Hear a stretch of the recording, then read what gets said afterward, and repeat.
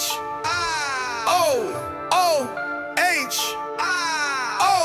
Buckeye Lounge, we run this game. Rockstar Sean, remember the name. TG's lurking, Wolverine's fear. Scarlet and gray, make it loud and clear. O-H-O-O-H.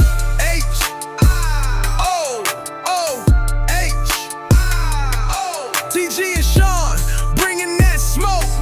They stand in the paint, that ain't no joke. Tune in, turn up, let the show begin. The Buckeye Lounge, straight fire within. O-H-O-O-H.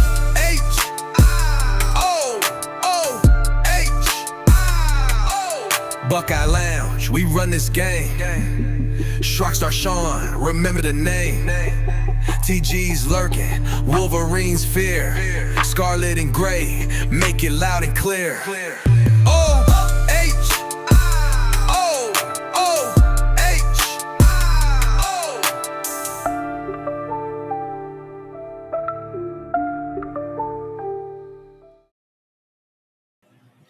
Hello, ladies and gentlemen. Welcome to the Buckeye Lounge. It's great to see you all. I'm TG. This is my co-host, Eric. Eric, how you doing, buddy? All things considered, pretty good, I think. Yeah, guys, if you're wondering where Sean is, Sean couldn't make it. He had something. And with Boom Heron, we'll see if he comes on.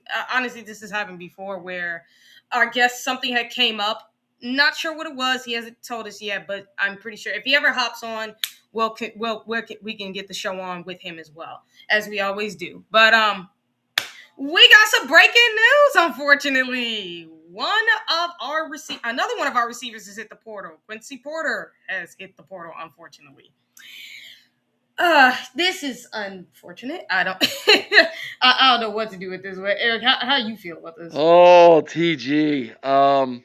We were all set to do a completely different show. One of the reasons why we're getting started a little late here, guys, because this news dropped, and I'm like, the show just changed. The entire show that we were working on has completely flipped. We gotta adapt to this. So, yeah, I'm still kind of digesting this, to be honest with you. I didn't expect this one. This one hit me very similarly to what we experienced when we lost Aaron Scott, and I wasn't expecting that. And I just got to be honest with you, TG. I don't know what's going on over there, but it's not good. Every day we think, okay, we kind of have a grasp on what's going on, and we've turned the corner and things are going to get better, and then we get hit with more big news. And a lot of people are saying, TG, like, these people, hey, man, this guy, he wasn't a starter. These were depth pieces, number one, and number two, they were potential future starters. Yes. There's no ifs, ands, or buts about that. Yeah, the future of this program is, you have to question it a little bit. Like, I understand we got good recruiting classes. I know that. I know we got a bigger recruiting class in 2026 than we've done in the past, but this is at levels now where you kind of have to ask the tough questions. We're no more at like, well, we can kind of excuse that one away, or that guy wasn't ever really going to play, and so we've been telling ourselves all of this to kind of deal with it, and then bam, something like this hits you, and you're like, I didn't see that one coming. It's kind of like a left hook out of nowhere. So, man, Mean Green, we all have to talk to Podfather off the ledge before he jumps off. I'm not jumping off the ledge. I'm just asking real questions, man. Like, who expected Quincy Porter to hit the portal? Not me. I mean, seriously. No one was mentioning his name. There was some people say Jeremiah Smith might go to Miami, right? There was some of that nonsense out there, but no one was talking about this guy, 5-star freshman who was in line to be a starting wide receiver next year, or at least compete for the starting position with Chris Henry Jr., right? That was the talk. Now you have to have Chris Henry Jr. hit next year. Like, there's no ifs, ands, or buts about it. He's got to play now. Oh yeah, or you gotta really go to the portal for a receiver now. Like you ain't got a choice. You gotta get receivers out of the portal now. You got to. It's not even debate. And you know what? It does make you say, maybe Brian Hartline was the one keeping this program together. Because that's what you start thinking to yourself now. Is he was probably the one keeping this whole thing together. And with him leaving the program, you're kind of seeing a fallout right now. It's not good. You, yeah, I mean, you're right, TG, and you know, we when Brian Hartline got the job, again, we had a lot of good ideas as to why, and we kind of explained the situation to ourselves. We explained it away, but let's not kid ourselves. The offensive guys that we've lost now, Mylan Graham, that feel No, big, right? no, not really. Because like with Mylan, with how he with reports about him, like I was like, let him leave because he needs to grow up. Because you're skipping classes, you're acting immature, and then you had a chance to make some of yourself on the field, and you dropped that chance. So it's like with him, it wasn't that big because it's like, you Well, but my point was going to be, TG, that with Hartline, these are guys he brought in, mm-hmm, right?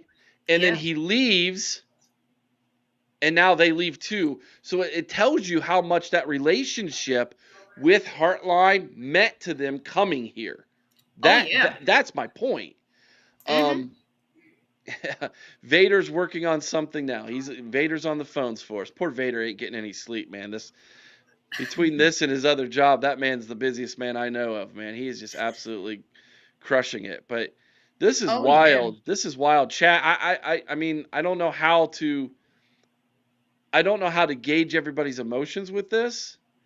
But at this point, man, every time I turn around, I'm adding another name to the transfer portal tracker, and we're not getting that many in. Now we got one in today that we're going to talk about here in a little bit, but we're losing at like a 4 to 1 clip, maybe even more. Like at some point, we're going to have to replace all these guys. Oh, there ain't no question about that. And you know what's super funny is, and Sean kind of brought it up that Heartline. If there's one blowback I have against Heartline, it's his rotation. It was really kind of getting on my nerves. I'm like, dude, please rotate. We got the talent. Please rotate. But that's just starting to become a problem in Ohio State, where I'm like, and I laid it on the Buckeye ladies, and we'll dive deeper into it as the show goes on. But this is what I'm saying. Like with the new coaching rules, I expected us to take the fullest advantage of it. Like Nick Saban was ahead of the game with what he did with the analysts. I was expecting of us to at least take that. We didn't. I this I'm really gonna start asking Ryan Day, and this is the thing. Like this is where we got to start asking Ryan Day, what are you doing where these kids are like, what are you doing? Well, I can say this: Jeremiah Smith just tweeted, "Ain't going nowhere" with laughing Yeah. emojis. So again, Buckeye Nation is like on the ledge here, and so thankfully Jeremiah Smith isn't going nowhere. But yeah, is this simply, TG, just Brian Hartline leaving in the fallout of that? Is that what this is? To me, that's just what it feels like. It feels like this is Brian Hartline leaving and the fallout of him leaving. Because I think it shows you just what he's done for Ohio State, what he meant to this program, and how many recruits really loved him because it's what he did. I'm not gonna lie, like when you see this happen, it's like, wow, he's not even a head coach. Like you expect to see this with a head coach. But I think it tells you the impact Hartline had on this program more than people want to give him credit for. Yeah, there's no arguing that. He was the number one recruiter in college football for what, 4 or 5 years? Yep. Ranked number one almost every single year. Was known as the best position coach in college football. Moved to OC. The players all wanted that move for him because they all liked him. And since that happened, it's kind of been sliding backwards for this program. It seems like, and it's sad that that's happened, but here we are. We're sitting here having to deal with this now and the fallout of it, whether we like it or not. And that's the truth of it. And so, if we're feeling these emotions, if we're feeling this kind of uneasiness about all of this, imagine what the coaching staff is feeling right now. Oh, a little panic because it's like, wow, these we might have really screwed this up. Like, because I said it with Tim Walton. Here's my thing. Again, I got to question what he's doing because I'm like, dude, you rotated defensive backs really good up until this year. Like, why was Aaron Scott not getting more playing time? Why was Bryce West not getting more playing time? Especially when you know with Lorenzo's injury with his shoulder, why was he not getting more playing time? What are you doing now? Like, you're doing really good with rotation. This year, I don't know what you're doing. Now, we did see that CJ Hicks followed Brian Hartline to USF. I wonder how many more Buckeyes are going to follow him to USF. I wonder how many. I mean, yeah, because some of these guys view themselves as Power Four guys, and so USF being a G6 school, you wonder if they would shun that. Although you can still make the NFL from a G6 school, or It just going to depends on USF. how you. It just depends on how you develop because we've seen it. Like you've seen a lot of all-time greats in the NFL come from G5 schools. That has happened before. Oh no, even worse news. Ryan Day's championship beard has entered the portal. No! Oh dang, RDCB! Come on, man. We might as well just close shop now, TG. If we can't have our DCB here to razz us, what are we gonna do? Yeah. Sean, I know you're saying Hartline wasn't great as an OC, but he's a first-time offensive coordinator, and I think he did pretty decently with what he was doing. It's just that, to be quite honest, and I'm not gonna blame the entire. Like I said, I'm not gonna blame what happened in Indiana on him fully, even though, yeah, like the whole thing with him leaving did cause the team to have, I would say, some distractions, but that ain't the biggest reason. Like, he did good. He did good for what he was doing as offensive coordinator. I really do believe that I think he could have been a great OC. I wonder why he left so early. That would be my question. Heartline? Yeah. He wants For to the head be, coaching job. wants For to be the a head like coach. I would no, I know he wants to be a head coach. I just figured you would wait at least 2 to 3 years. I didn't think you would leave this soon. Honestly, I think everybody could say that though. Like none of us expected him to leave this soon. We were like, yeah, you want to be a head coach. We all wanted you to be, but it's like not this soon. Yeah, it's a wild, crazy world we live in college football now. For those who don't follow college basketball like they follow college football, what we are experiencing right now in college football is what college basketball was experiencing 2 years ago. And basically, you turn over half your roster in basketball every single year. Half your roster is overturned every single year. Now we're starting to see that in college football. And if you're going to be a player in this sport, you have to be willing to be a player in the transfer portal. That is the new world. I think there is going to be a reset of the philosophy, and Ohio State is going to have to adapt to this new world, and they're going to have to do it quickly because I do not think that you can continue down the path that Ryan Day has followed when it comes to the transfer portal and be successful each and every single year. Not in this environment anymore, where a good portion, maybe even up to half of your roster is going to be flipped every single year. You're going to have to be a player in the portal. And to illustrate what I'm talking about, Ryan Day has said time and time and time again, Ohio State is a developmental program. We recruit, we develop, and we fill in holes through the portal. Now you're going to have to fill in half your roster through the portal. Sorry, that is the terms of conditions to play college football in this era where we're at. Oh, Oh man, $5 super chat from RDCB. No way, I leave everything here. The Podfather, Biggie Pods, Wizard of Bogs, $1 Million Bogs, and the Pod Toddler. You're stuck with me. Oh, all right. Well, that I guess I'm going to throw that $5 bag back your way now. Oh my gosh, this was crazy. This was the crazy news today that we are having to deal with. That was last second. Chat, let me know what you all think about Quincy Porter leaving. I want to know some of your thoughts before we move on to the next topic tonight. While TG works on her illustration for us that she's working on. She's working on a little graphic she wants to show me to try to help out Ryan Day. Hey, at this point, I am open to whatever suggestions anybody has when it comes to helping out this team at this point, because this is just a wild scenario that we are in. Let's stick with the wide receivers room here real fast. And this isn't a surprise to anybody, TG, but Carnell Tate announced today that he is going to be going to the NFL. So, not a surprise by that. I think we all expected that. And he'll keep that first round wide receiver draft streak alive for us. So, congratulations to Carnell Tate on achieving and reaching your dream. He's going to be a great one. Oh yeah, I mean, that one's surprising to me. I was like, he's a first round receiver, despite what happened in the final game of the regular season.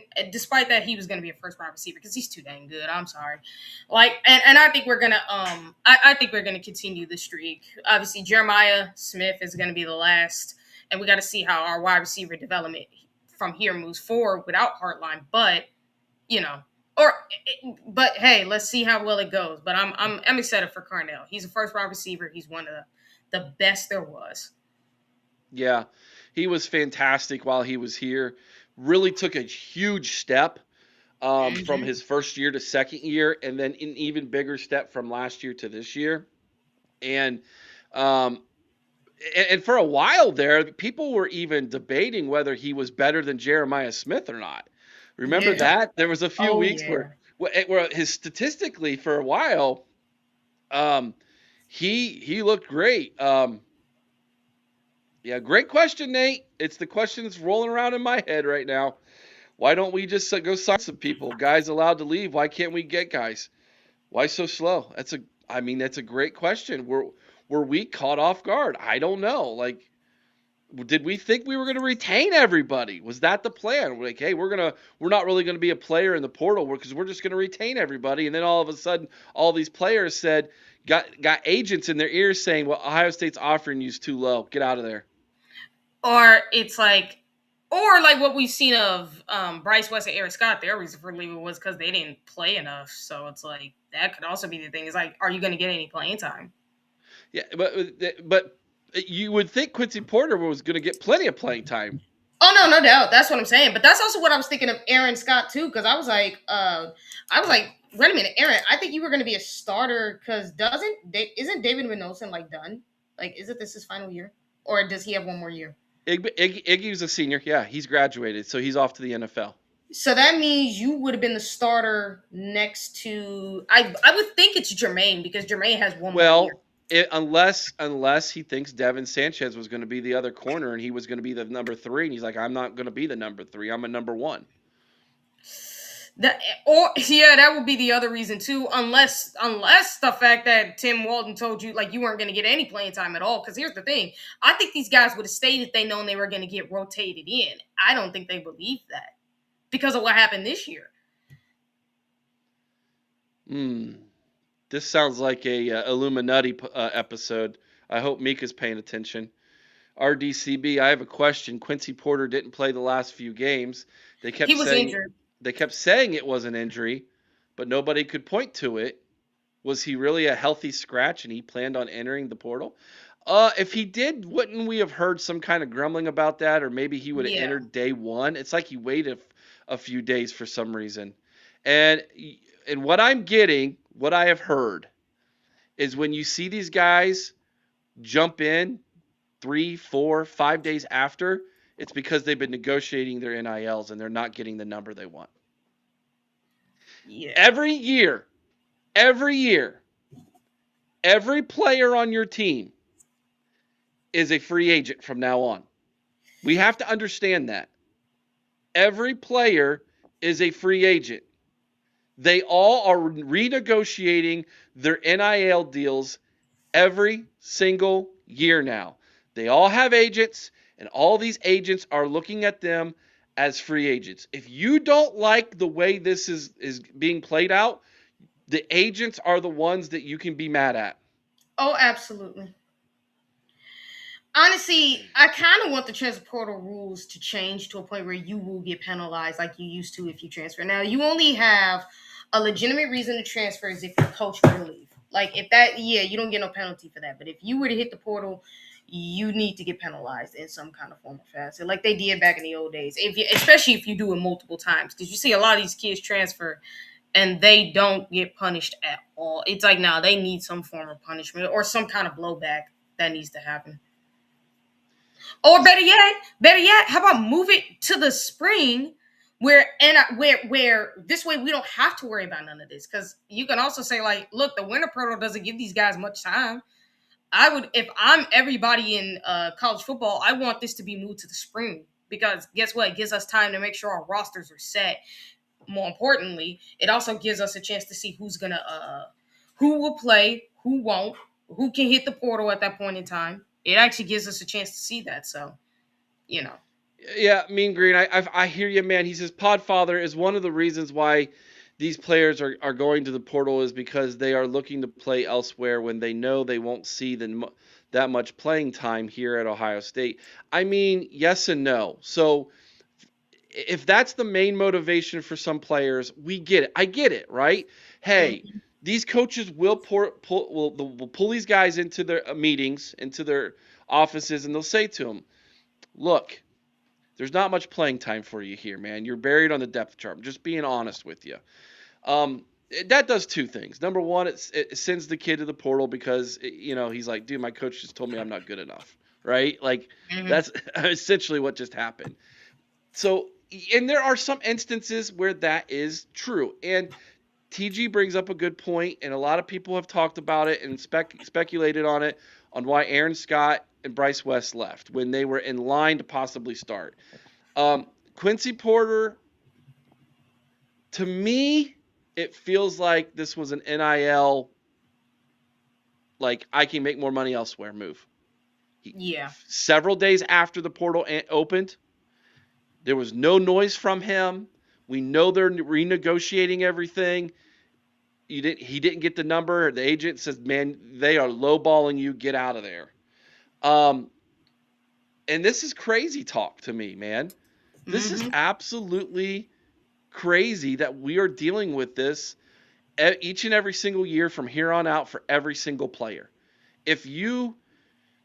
Unless you're able to get some kind of contract that says you will be here for 3 years and here's your number, but even then, they're going to have lawyers, legal teams that are going to fight those contracts and say, that was when you were young and 18 and you were right out of high school. Now you're 19 and your value's so much higher. We're going to tear that contract up and get out of it. So, what's the legalese for that? You know what I mean? Like, I don't know. This is just wild stuff that we're living in. It's literally the wild, wild west, TG. Like, gunslinger, let's get high noon, 3 steps, turn around and shoot type stuff, man. That is where we're at.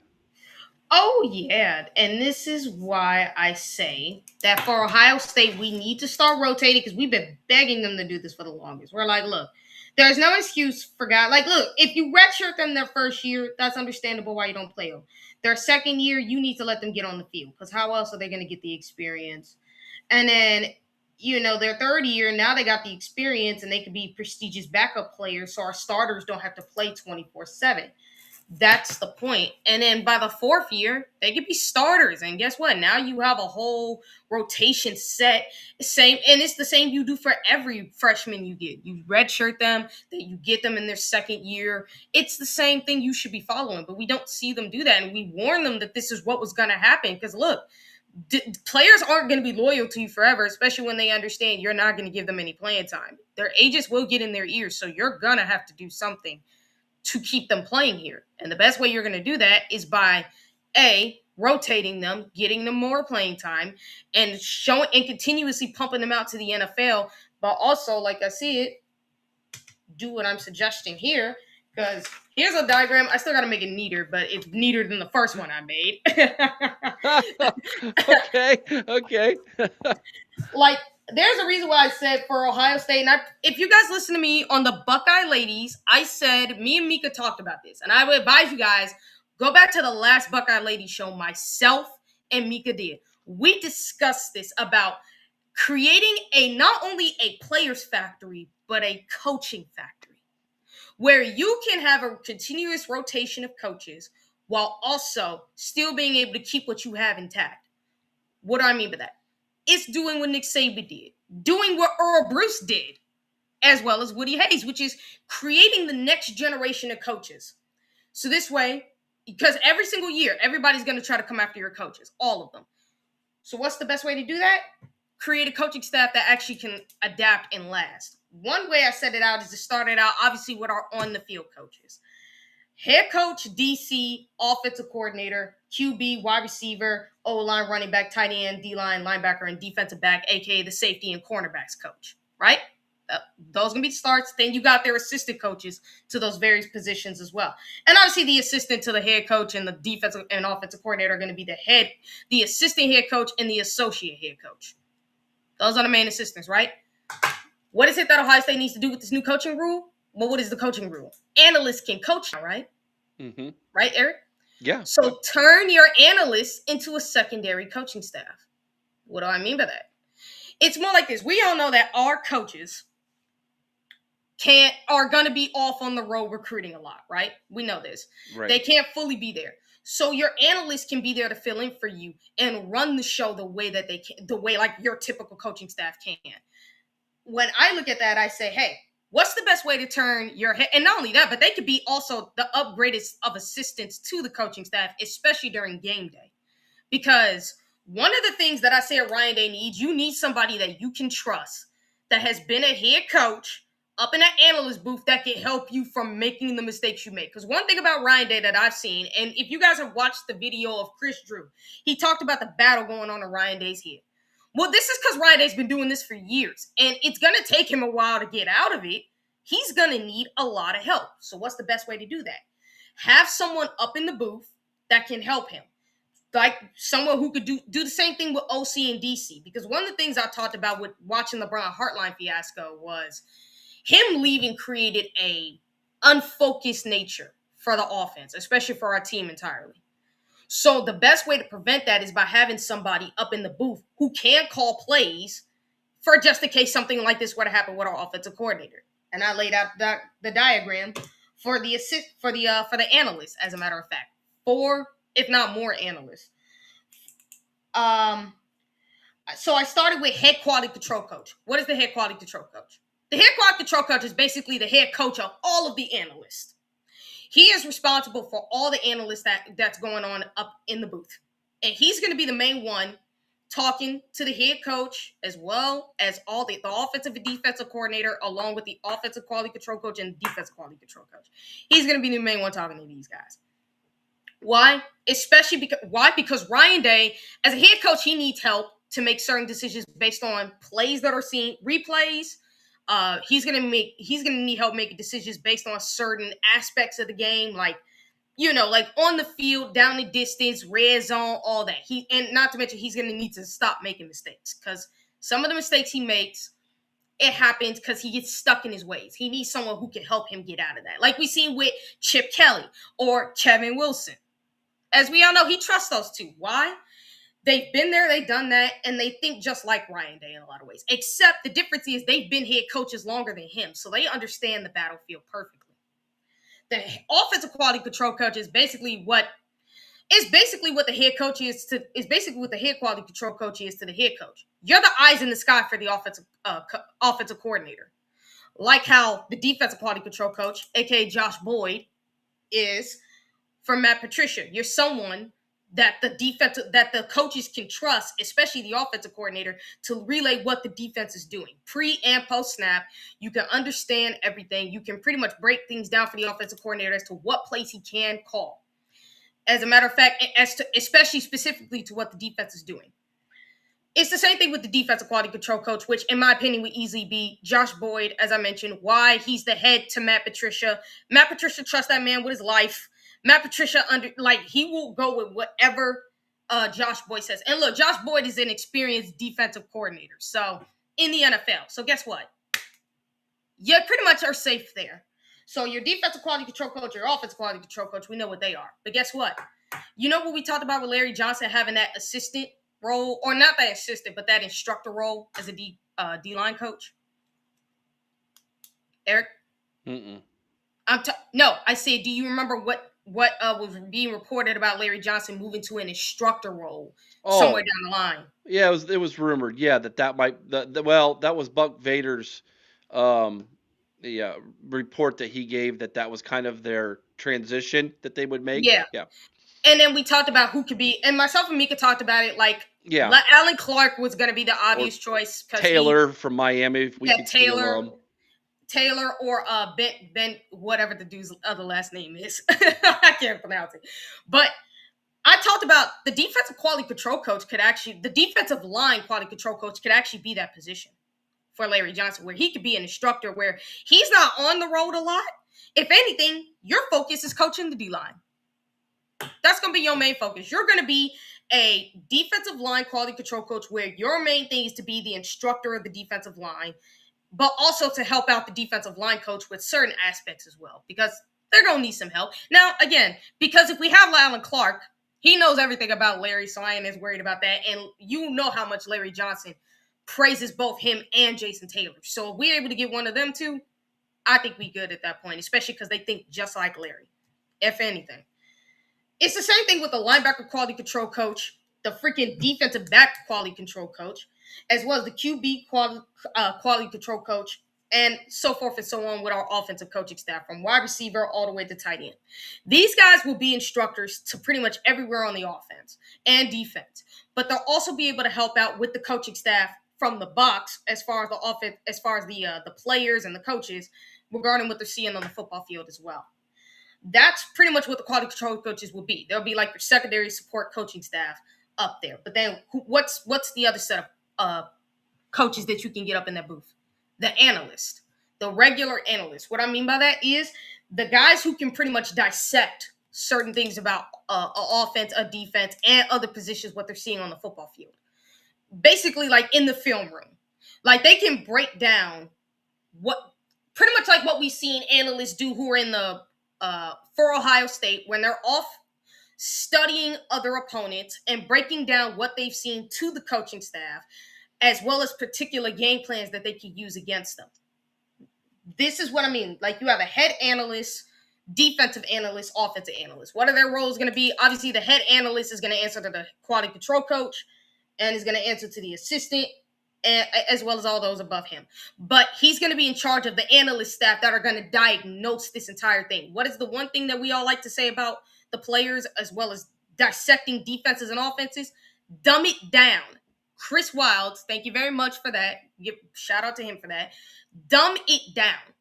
That's what these guys' role are going to be. They're going to be in there dumbing it down for everybody to understand exactly what is going on the football field with particular teams that we're going up against, opposing teams. So obviously the QB analyst, as we all know, he's going to help the quarterback dissect defenses and what they're doing, their forms, their tendencies, their patterns, everything. He's going to help him read the defense pre and post snap.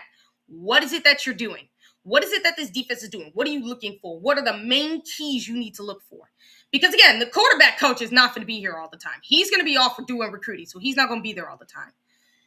It's the same with every other position. You're going to be breaking down exactly what the defensive offense of other teams are going to be doing in that moment. That's the point of it. And you're also going to give it to the coaching staff. You're going to give what you see to the coaching staff. You're going to give your opinions as to what the offense should do against this defense, against this offense, what the offensive line should do against this defensive line, what to expect, as well as others. Like there's going to be countless ways for you to go on that. Now, I know for a lot of people, you're going to be worried about, well, isn't this too many cooks in the kitchen? And not depending on how you structure it. Because how you structure this stuff is going to be dependent on how it works. So for the analysts, again, their role is to report to the head quality control coach, to the quality control coaches above them. The quality control coaches talk to the assistant coaches, and the assistant coaches talk to the main field coaches, the main position, the main hit, the main everything. They're going to be talking to the main coaches who are going to be the leaders of this entire thing. And what they're going to do is they're going to have their meetings to discuss what they've seen through these defenses, through these offenses, and how they can actually create a game plan that can benefit this team against opposing teams. The other set of analysts you can have would be pass game, obviously the offensive pass game coordinator, offensive run game coordinator, and the opposing side would be the defensive pass game coordinator and the defensive run game coordinator, which I gotta tell you, they're going to be pretty much analyzing offensive, defense, run games, pass games.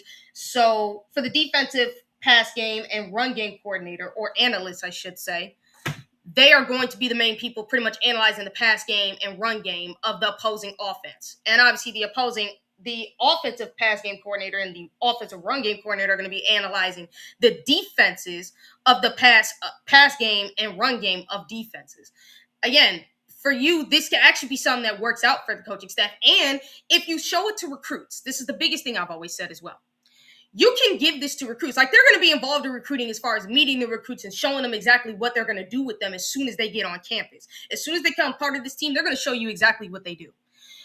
And in a lot of ways, this actually can work out for Ohio State. Why? Because this is something that can actually, and I mean when I say this can actually help Ohio State develop depth. We need depth, people. This can actually help us in recruiting, keeping players long-term, while developing players and developing coaches to take over spots when certain people get promoted or when certain people leave and get like a better job, like what just happened with Brian Hartline, or what we've seen happen with Nick Saban, what we've seen happen under Urban. You're still going to have to create a list, however. You're still going to have to create a list of coaches to replace, because if this works, you know everybody's going to try to come after everybody on your coaching staff. So you're going to have to create a list of people that you need. It's about order, the structure, how you're going to structure it. And I think that this can work if Ohio State does it correctly. It ain't going to work if they don't. And there's a way to do it correctly in the way I just explained. It literally can be a disaster. Chris, I know you said it could be a disaster. But the reality is, if you structure it the right way, like I said, I know we're going to have too many chefs in the kitchen, but you need to have an order in the pecking order, starting from the top as to who they answer to, as to what they do. Like I said, the analyst's job are to analyze the defense and offense, take their analysis to the coaching staff, to the quality control coaches. The quality control coaches will refer that same thing to the assistant coaches and the main coaches on the field, such as the head coach, the offense coordinator, and all of them, as to what they see. And they're going to come in, make a strategy session regarding it. And the main ones are going to be leading it are obviously going to be the head coach, the DC, and the offense coordinator. And everybody can give their 2 cents as to how they think it should go. There's a structure on how to do it. You just need to follow that structure. It's not hard. It really isn't. There's a structure on how to do it. You just need to follow that structure. I know it sounds like a lot of cooks in the kitchen, but if you structure it the way I'm thinking, and maybe someone can explain it a lot cleaner than I am, but you can actually, and I mean this when I say this, there's actually a strategy as to how to do it. Now, I know a lot of people are going to talk about, well, what about the salary caps? Because we know a lot of our coaches are making it. Well, there's actually a way to structure it salarially, but it does require some coaches to take a couple of pay cuts. Or maybe we need to get rid of some, because we know our program does not want to lose the other sports. They might have to do that, but there is a way for them to structure it where coaches might have to lose, certain paychecks. But it's all about establishing something bigger than that. It's about development. And again, it's about moving these guys up as well. Because like I said, the point of this is to create the next set of coaches who can move up. So that way you're not worried about this happening again. James Peoples is found a new home, and I saw that we have our good friend from Penn State in the chat, or at least he was. I don't know if he's still going to be here or not, but just shut up, RDCB, you son of a gun.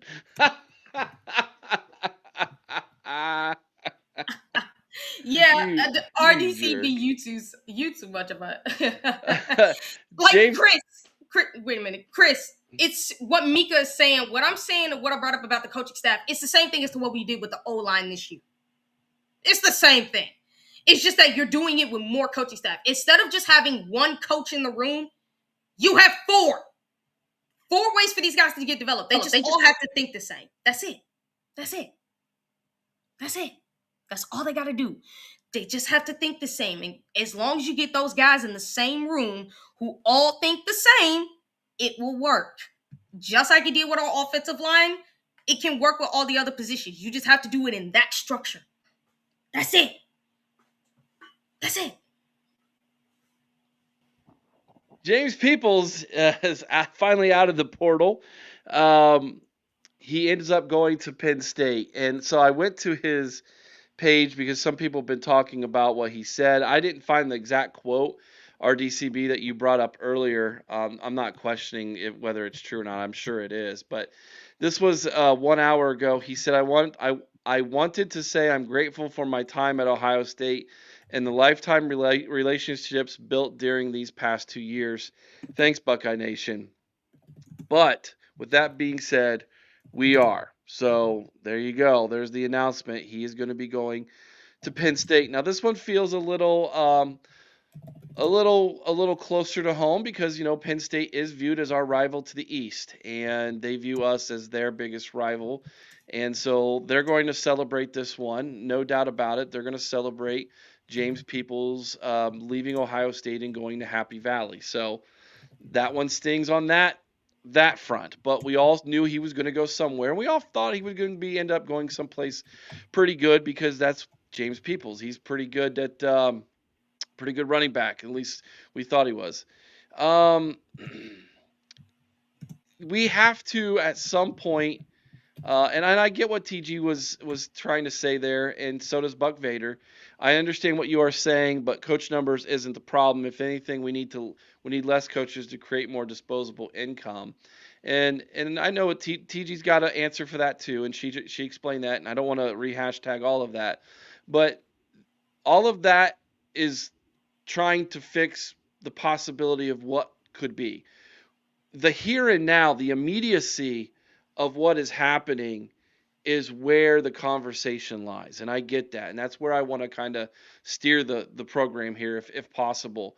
I want everybody to understand that the sky's not falling. It's not. Time tarries, good Lord willing, and the creek don't rise. We're all going to wake up tomorrow morning, and Ohio State's still going to have a football team. Okay? We have to adapt. What has Ryan Day said over and over and over again since he became head coach? We have to adapt. We have to be willing to adapt. Well, Ryan, you have to be willing to adapt. This program has to be willing to adapt. Ross Bjork has to be willing to adapt and allow NIL to flourish again. When they brought NIL in-house, it halted everything we had going momentum-wise when it came to recruiting. And now we are also seeing the residual effect of that hitting us in the portal. It was a colossal mistake to bring all the NIL in-house to try to play nicely with everybody according to the rules that the NCAA said were going to be rules that we now know they can't even follow themselves. So we have to readjust. We have to adjust quickly. How quickly can we adjust? Well, I don't know, guys. I thought we got this thing turned around based on how we finished our recruiting season in 2026, but now the portal season's hitting, and you're seeing, man, we aren't ready at all for this. I don't think we were ready at all. Now, there's a philosophy over at Ohio State, okay? I'm not the only one who has said this. And this comes from Bobby Carpenter, Ryan Miller, former Buckeyes connected to the program who I've spoken to, okay? The philosophy at Ohio State is they're not going to overpay you what they deem your market value is worth. And so TG is my number one. She's my number 4 wide receiver. Okay. And I'm Pantone, okay? And I've put a price on her as, you know what? You're in line to become a maybe the number 3 wide receiver this year, possibly compete for a starting position. I deem that as a $500,000 value. TG's agent says, you're worth much more than that, because the market's telling me someone with your recruiting ability, where you were a 5-star, after 1 year says you're actually worth 1.5 million. And Ohio State says, yeah, but this past year your stats don't deem that. We already paid you X amount of dollars to bring you in as a recruit. We're not going to change that until you prove it on the field. But then her agent says, yeah, but you didn't get to play. Get out of there. That's what's happening, guys. It's happening over and over and over with these conversations. And these coaches, Ryan Day, player coaches included, are having to try to convince TG to stay for that amount, because that's the amount that they have been told, this is what we're willing to spend. That's the reality of it. Mm-hmm. That's the reality. Now, to answer your point, Mean Green, there are some players. TG was like, man, I really love it at Ohio State. I don't want to go nowhere. I want to stay here. And I want to win championships, and I know we can do it here. And I want to win a championship here. So I'm willing to take a hometown value cut. I'm willing to play for $500,000, where my agent's telling me I could make more down there. There are some players willing to do that. But ask yourself this question. How much loyalty would you have for your employer if your employer says to you, I deem you're worth 1/3 of what my competition who wants to hire you is willing to pay you? Are you staying? Shoot, I would think about it, but I would be like, "Oh, I'm kind Okay. of tempted, right?" Well, That let's would be be my honest. thing. Like, that's the thing. Like, players are gonna be tempted by it. Now, I think a part of me would still want to stay home and try to finish it out, be the hero, and bring a championship home to be part of a dynasty. But that other part, but yeah, no, it's tempting for a lot of players to want to go and make more money. I will say this: is it a long-term type of thing now? Because it does depend on where you go. If you could get developed into the next, if your NFL career could continue and you get, or how many investments you make. Because, you could get the bag now, but how's that going to work out for you the long term? That would be the one thing you would have to ask your agent is, could this work out for me long term?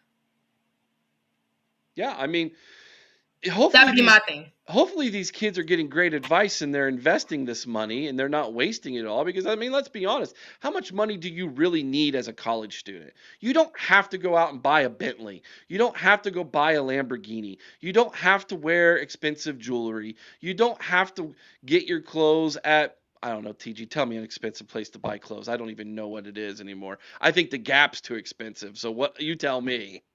Shoot, there are a lot of places actually. But Anyway, you know my point. there's a high-end boutique store. I can't think of the freaking name, but it's like a high-end boutique store that's so fancy. Anyways, you see my point. Like, Yeah. you don't have to do those things. Aaron, we can't win championships at work. So if my employer told me I was worth 1/3, of course we would leave. We got bills stacking Oh, up. no. Now, if that was the case, yeah. Now, it's one thing, too, if your family's also stuck in a financial situation and you're going to make that money for them as well. So that's one thing. I have no problem with that. Like, I don't criticize you for that. I criticize you if you're just taking the bag, just take it. Yeah, this is what's nuts. Are you guys ready for this? 10 years ago, if you went to a Taco Bell and they gave you a free taco and the NCAA found out about it, you couldn't play next year. And now these kids are making millions upon millions of dollars. That fast, that is how these things change. That's why a lot of the people TG and Sean have interviewed who were former players were like, yeah, we wanted kids to make money. We wish we could have made money, but we got to put guardrails on this thing, man. That's what we've been begging for the longest, and they still haven't done that. Yeah. By the way, I'm gonna try to I count get down. that. I get that, Chris. It's exactly what's happened. That's exactly what's happening. You have agents involved. Agents are greedy sons of guns, man. Yeah, like you that's the thing is these guys gonna want to get paid to get money, and that's what you but that's also the thing as to why for some of these kids you gotta be aware of that too, because some of these agents are gonna try to take your money. Like they don't care about your like as much as they say they care about your future, if they did, they probably would be trying to steal you somewhere where not only could you make money, but you can be developed and make money from a long-term standpoint. Some of these agents don't care, they just want to take your money. That's just how some of them are. Now, not all, but some, for sure. All right. So James Peoples went to Penn State. Bryce West found him a home as well. I want to talk about this as well, TG. Bryce West is going to be jumping around. He's going to Madison, Wisconsin. Your thoughts on that? Why? Why? Like, why Wisconsin of all places? No offense, I love Luke Fickle, but it's like, who knows? Like, I wish him the best. I really do. I wish Bryce all the best in the world, but it's like, this is one of those where I question why they're of all places. Like, to get developed as far as I'm concerned. Especially because their defensive backs this year weren't really that good either, so I'm not gonna lie, I question his choice on that one. Well, I like it for Luke. We know he's going to play. We know that. We know Yeah, he's no, going to but play. I like it for Luke. But then the problem is though we see how bad like Wisconsin's secondary. I would say these last set of years have been terrible. They have sucked very bad. They have been the biggest weakness, which shows that development there ain't great. So like, if you're Bryce, why would you? Even though you're gonna play, do you really believe you're gonna get developed there, given just how bad the development has been there? Well, I mean, they haven't had very many NFL guys. And their good players have all hit the portal too. They'll have a good Because year they and don't then believe they're gonna because they don't believe they're gonna win there at yeah. all. They don't believe that, and it's And that's the one thing. and here's the other thing too. Y'all want to know why Luke Fickle gets another year? Why? Because they didn't want to buy that. They didn't want the to pay the buyout that he had coming his way because they knew they had to keep up with the Joneses and NIL and the transfer portal to be competitive. So he can thank Luke Fickle for the still being there that he's got NIL from Wisconsin. Oh yeah, no doubt about it. And I guess John Harbaugh got fired. Yeah, he got canned today. Dang, that's he would be a good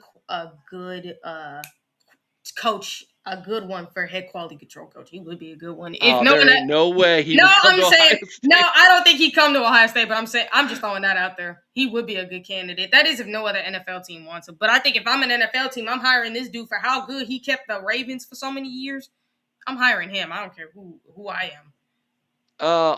RDCB, do you think Ryan Day had Jeremiah Smith tweet out that he was staying just to calm the seas? No. No. I think that was Jeremiah doing that himself. What I do think though is Ryan Day needs to come out and address some stuff because it is if you listen to 97.1 The Fan, which is the flagship sports radio station in Columbus, Ohio, almost every conversation on every show there now is about what is happening at Ohio State. And there's a lot of talking heads who are explaining it away, but you can hear it in their voices and you can tell every single day there's a little bit more panic with everybody. What is happening? What is going on? Why is there more bad news? Every day I wake up, I feel like there's going to be more bad news. And there was a ton of hey man, Chaz Coleman is coming today. This is going to be a good day for Ohio State and everything. Hopefully it is. And we just got a tweet from Jason. It says Chaz Coleman just posted a picture of Ohio State stuff. So it looks to me that he's a Buckeye. At least that would be some good news that we could have tonight, right? Yeah, that's a great news, honestly. I've been hoping for that. Like, we get the kid from USF, who we're going to talk about soon. Yep, we're going to get to him in just a second. Yeah, we're going to talk about him. But getting Chaz Coleman, too, the guy who we've been after from the beginning, I love it. It means our D-line gets a chance to level up. Indeed. Any more thoughts and Oh, Go and think ahead. about this too. Think about this too. We get Kenyatta Jackson back for 1 year. That's great.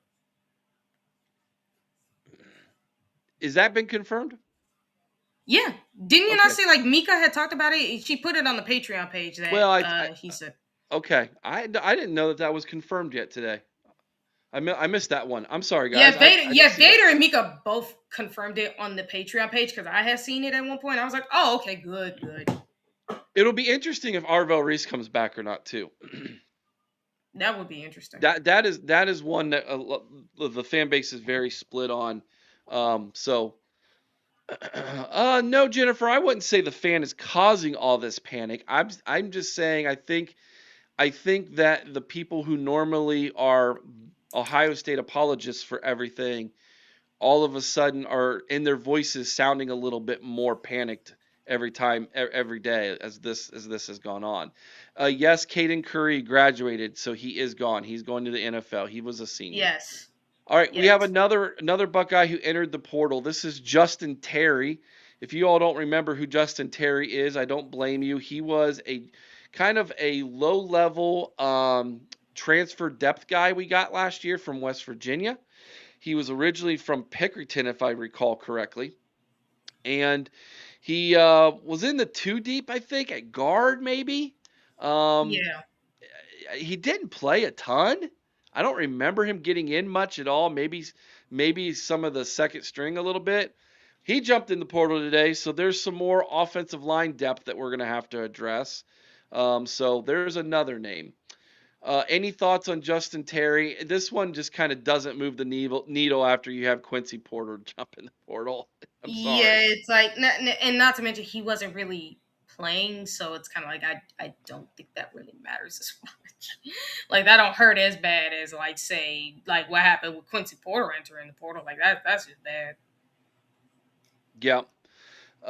So there was that. So we wanted to make sure that all of you saw that, knew that. We wanted to make sure we reported that to you this evening as well.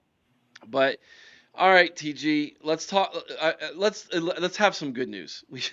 Most of this has been Oh yeah. um, just some seriously crazy stuff. Um, we got news earlier today that we got a big defensive tackle from UCF, not USF. That would be wild if we pulled one from Hartline's team, but from UCF, which is a Power Four school now. They play in the Big 12. But John Walker is going to be a Buckeye as well. Pretty good guy. He was a top 100 recruit coming out Mm-hmm. of high school. And again, this is another guy who, when you talk about Larry Johnson, he had a relationship with him. We recruited him. We didn't land him. He gets 3 years of development at UCF. He's got 2 years of eligibility remaining, and it seems like he slides in. There's J Mac's replacement. It sounds like Oh yeah. K Mac, not J Mac. K Mac. Sorry. Yeah, no doubt. I love this one. Actually, I've seen some of him. Even Mika said it and Vader on Patreon during the whole news that's been flown around is that this kid is really freaking good. And I got a chance to see a little bit of his film. I'm like, wow, this kid got some power behind him. I'm excited about this one. I really am. Yeah, I am too. He's got good film. He's got some good stats. He has dealt with some injuries in the past. So we have to keep our eye on that, but that's why you have depth, right? And we needed some experience. Let's be honest. A lot of the guys, one of the positions that Larry does rotate quite a bit are the defensive tackles. So Tackles. you're Actually, gonna he's need to. rotated a lot on the D line this year. He rotated somewhat at edge, but he's mostly rotated at D tackle. So it's like if there's one person I'm gonna give credit to, as well as not Larry Johnson, James Laurinaitis at linebacker. So if I had to say them two have been actually the saving grace of Ohio State, and it's like, woo, thank God we got them. Uh, Tiff says, anyone seen Josh Padilla's tweet? He's thanking OSU for a great season. Is that mean Josh Padilla leaving? Not necessarily. No, that It doesn't does. mean he's leaving, I but mean, it does. But I understand why it creates doubt as to why you think, oh, he might be leaving. Ooh. yeah, I have not heard any noise on him hitting the portal. However, I didn't hear any noise about Quincy Porter hitting the portal either. So, Yeah, so there's like we that. don't know. Yeah, so like we don't know yet. So I would still wait. And again, for those who are still questioning my method, I told you about what we can do regarding the whole. Like I said, there is solutions to how to fix this. First, it does start with NIL. Like for God's sakes, guys, please adapt. Please adapt. Oh, and by the way, I think there is something we could do with the Buckeye Sports Group that we had before too. Instead of just having them as in-house, you could have them help Ryan Day out facilitate NIL deals. We can still have our NIL collective with Cardell and them, but they can also help facilitate deals with other businesses as well. There is a way to do that, actually, by having them work for or with the foundation to do that. Chris, I think it comes down, according to Vader, it is coming. Well, some are saying his draft stock got hit in the second half of the year. So maybe he's not a top 10 pick anymore. I know that there were some people who had him in their little mock drafts, but um, so I don't know if that's the case or not. But according to Vader, uh, it's all about the insurance for him because if he gets hurt, he wants to have that insurance in place that oftentimes you get from an agent when you declare yourself eligible for the NFL draft, so that if you do get hurt, the insurance kicks in and you get paid a couple million or whatever it is because to make up the difference from where you would have been drafted. So I don't know all the details to that. Um, yeah, so we'll have to see. Podfather, I've never seen your brain this rattled over this portal. The thoughts in your mind has has to be mad at me. Um, I've never seen my brain this rattled over the portal. The thoughts in your mind has to be mad at me. I'm not mad at you. No, I'm not mad at you. I'm not. I'm just trying to understand it all. And I'm an old school guy. I think you all, if you watched my video earlier today, you all know how old school I am. Okay. This is really hard for me to get excited about the portal because it's an age in which it, just to be honest with you, it's worse than the NFL. Oh, it is because at least the NFL has guardrails.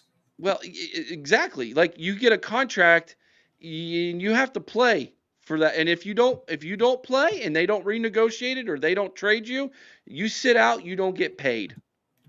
So that collective bargaining agreement that the NFL has between the players union and the owners association is for real. It's ironclad. What the NCAA has is it's not ironclad, it's baby poo. Okay? Big difference between ironclad contract and the NCAA's baby poo. And so right now it is just the wild wild west. Oh, no doubt.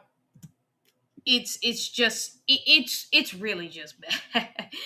And I mean, RDCB did say that. Like I did see this myself that they and Matt Patricia's not asking for much, which is good. Is he ain't asking for a lot. I guess I think he likes being here at Ohio State. To be quite honest, I really do. um I'm just going through the chat real fast, making sure we haven't missed anything. TG, anything else on your mind tonight? Again, I'm just gonna keep going from because right now I'm gonna try to see how I can structure salaries from the chart that I made because I know a lot of people have some questions about that, like Chris and Vader, and it's like, well, we need to structure the coaching staff because we can't have. There's a way to pay these guys without breaking the bank. You don't have to. You just have to find the right people, and you pay like how much do analysts make now exactly? It varies from school to school and for experience. Yeah, it varies. I think it all depends on how, because there is a way to structure it. I'm trying to figure. I created a chart for it in my head and I forgot to write it on paper, but I'm gonna try to figure out how I can structure the salaries. But I do think some people might have to take pay cuts on top of the fact that you can have bonus salaries for these coaches based on how they perform. But like I said, for the analysts, it's not hard. It's not like you're paying them a freaking coach. You're paying them based on their roles based on a lot of things. There's a lot of ways to pay these analysts without breaking the bank. You just need to do it correctly. Hey, freaking Nick Saban did it. Now I know this is a different era, but there is a way to do it. There is. I confirmed this with a friend of mine who knows about how like structure these kind of things. So I could try to ask him on how he can do that, on how to do that, and more importantly, try to. And I think for the next show, we need to come up with strategies as to how to put guardrails for the NIL and the transfer portal. I think that's the next group discussion we all need to have because this has gone on to a point where it's going to end up hurting schools long term. It ain't going to help. I don't want you to age over this portal. You'll be fine. Listen, buddy. When I climb into my bed at night and I put my arm around my lovely wife and I hear that CPAP machine breathing for her and I know she's not gonna have another heart attack, I sleep like a baby, my man. Don't you worry. This is the least of my worries in life, man. Uh, I also like this one from RDCB. We can always pay them through super chats. Yeah, that is cute. But there isn't no, but like seriously, there is a way, like I said, there is a way to do all of that. And again, you're not asking, you're paying them based on what they do. It's like because here's the thing, there's a structure, like I told you guys from top to bottom. The analysts, like again, the head analysts and them, they're at the bottom. Like they're not gonna make a lot of money. But the point is it's not but the point is it's like to help these guys develop and help us develop more depth. There's a way to do it. It just depends on how many contract, how much they're making, and more importantly, the level of like what we did with the offensive line room today. I know, Chris, you talked about how much it sucked, but let's be realistic.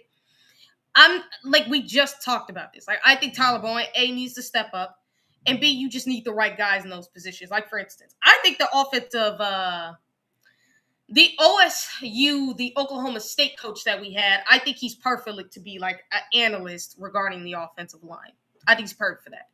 I think the guy you could hire, two dudes I think you could hire to make that offensive line work right. Two dudes in those exact positions. And myself and Mika both said it. Sam Pittman, LaCharles Bentley. And LaCharles doesn't care how much you make it. He just wants to coach at Ohio State. He's been begging Ohio State for the longest.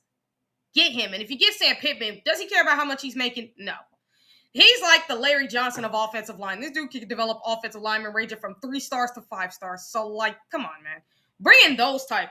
And they know how to coach offensive line. So it could actually help you. You just need to bring in the right pieces, the right people, the right type of people. And you will have it. And you need to build a culture in your coaching staff like what you do with the players. Like you can't say anything about about having unity and a brotherhood among your players if you don't have it in your coaching staff. So you have to build that too.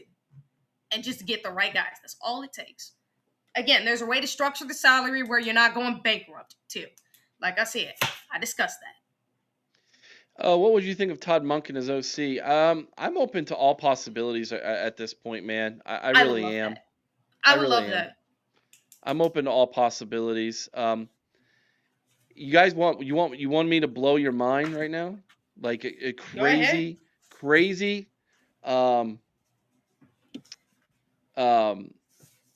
guy who just won an award. Gosh, I can't. Carson, Cincinnati quarterback. Carson, what was his name? From USC. Carson Palmer. Gosh, I can't believe I couldn't think of that. Carson Palmer just won high school coach of the year. You know he knows quarterbacks. You know he knows offense. You know he knows California kids. Mm-hmm. He kind of reminds me a little bit of a more successful Ryan Day in the NFL. Obviously, Ryan Day never went to the NFL, but he did go to the NFL. Right, Ryan Day went to the NFL. Yeah, he went to the NFL as a player. Oh, you talking about as a player? Yeah. Oh, never mind. I thought you were talking about as a coach. Yeah, I'm like, no, I don't think he went to the NFL as a player. I know he went as a quarterbacks coach. Yeah, for Chip Kelly at Philadelphia and then San Francisco. But what I mean is Carson Palmer was actually a more successful quarterback than Ryan Day, if you want to look at success in the NFL. But he's having really good success coaching too now. Was named the head coach of the year in high school football. I don't know. I would say I would kick the tires on that. He's been to Ohio. He played in Cincinnati, so he's moved here before. Now he did also move out of here and didn't want anything to do with the Bengals.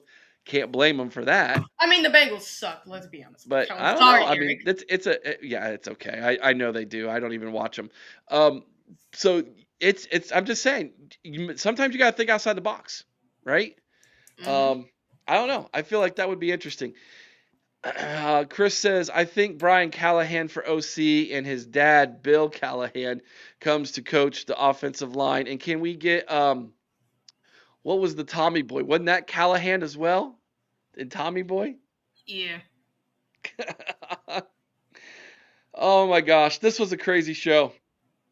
I mean, this was last second. We were sorry we got on late, but it was one of those deals where it was like, TG, we need to make a U-turn here quickly because the news was coming in fast and furious, and we wanted to make sure that we let all of you know about this news. Um, anything else, TG, before we head out of here? No, there ain't much. I'm gonna let you guys know that on the Buckeye ladies. I'm gonna try to look through to see how I can do the coaching structure regarding the salaries as to how I can make this plan work. And I'll try to explain the Buckeye ladies by that point. Now, if I don't do it by the end, I'll give it to you guys by the next show. And I look forward. I know for a lot of you, we were looking forward to Boom Harrington being on, but unfortunately, some always comes up beforehand. So trust me, guys, it happens. You will have him at some other point. And like I said, we will have another guest come on at some point. I just need to know when he's free. It's someone I know and someone that you might be interested in, Eric. If the OHL podcast ever expands, this is someone you could look into. Oh, well, just like my waistline, we're always expanding, TG. So Yeah, I'm just saying this is someone that you can look into too, because he's pretty much someone where it's like if you want to see me and him have a show, because myself and Sean talked to this very young man ourselves, and we were like, this is a guy we might want to bring on, especially because this is someone that all y'all gonna love. Y'all love me, y'all gonna love this young man if we ever can get him on, because I know he's been busy, but you know. well, and we all love you. Thank you so much for watching, everybody. We appreciate everything. If you haven't already, please hit the thumbs up. Make sure you share the show. If you don't mind, after the show ends, come back and leave a comment. That'll help more people watch as well, as we were trying to get the news out there to everybody tonight. Again, have a great evening, everybody. Tuesday evening, and I wanna do this for you, TG, because you were the originator, if I'm not mistaken. Everybody, have a great evening. Be kind to one another. I owe someone's OH. Sing Carmen, Ohio with all your heart. Till next time, OH. And Go Bucks, and Scum still sucks. Good night, everybody.